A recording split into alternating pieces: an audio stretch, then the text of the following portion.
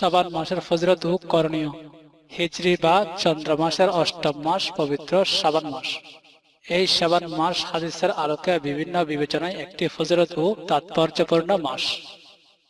মুসলিম উম্মার এই মাসে কিছু করণীয় রয়েছে। শাবান মাসের আগের মাস অর্থাৎ হিজরি বর্ষ পরিক্রমায় সপ্তম মাস হচ্ছে পবিত্র রজব মাস।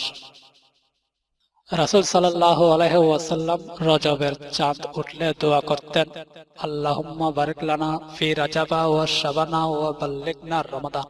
অর্থাৎ, হে আল্লাহ, আমাদের রজব ও শাবান মাসে বরকত দান করুন এবং আমাদেরকে রমজান পর্যন্ত পৌঁছে দিন।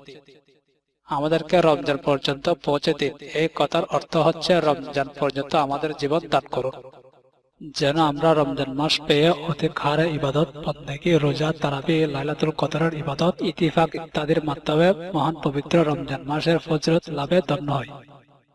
এই জন্য পবিত্র রজব মাসের চাঁদ উদিত হওয়ার পর রমজানের চাঁদ দেখা পর্যন্ত অপরলিখিত দোয়াটি পাঠ করা সুন্নত বা মুস্তাহাব। যেহেতু পবিত্র রমজান মাস বছরের শ্রেষ্ঠ মাস, সেহেতু পূর্ব থেকেই এই মাসের ইবাদত বন্দেগীর জন্য প্রস্তুতি নেওয়াটাই একজন মুমিনের কর্তব্য। হযরত রাসূলুল্লাহ সাল্লাল্লাহু আলাইহি ওয়াসাল্লামের উপরোক্ত দোয়াই প্রমাণ করে তিনি পবিত্র রজব মাস শুরু থেকেই রমজানের জন্য ওদের অপেক্ষায় থাকতেন।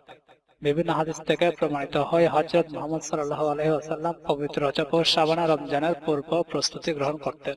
রমজানে অধিক ইবাদতের জন্য সময় সুযোগ বের করতেন, মানসিকভাবে তৈরি হতেন, আর এই কারণে তিনি পবিত্র শাবানের দিন তারিখ গুরুত্ব সহকারে হিসাব রাখতেন।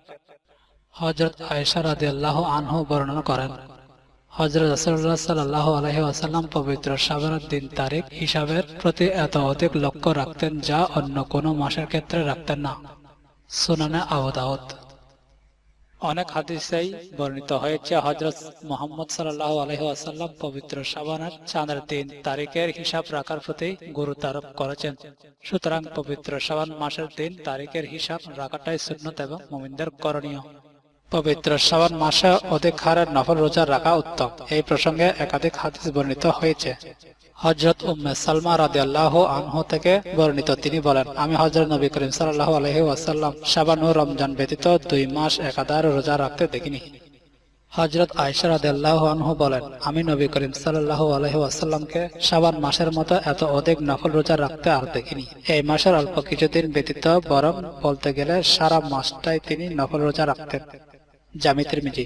পবিত্র শাবান মাসের 14 তারিখ দিবাগত রাত অর্থাৎ 15 শাবান রাত হচ্ছে পবিত্র শবে বারাত। এই রাতের অশেষ ফজিলত হাদিসে বর্ণিত হয়েছে। বছরের শ্রেষ্ঠ 5টি রজনীর অন্যতম এই রাত।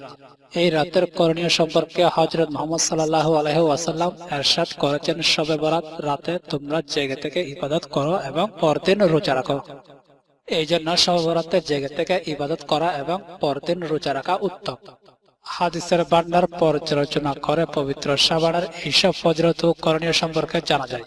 সুতরাং এর বাইরে নিজেদের মন গড়া কোনো কিছু করা সম্পূর্ণ অনুচিত।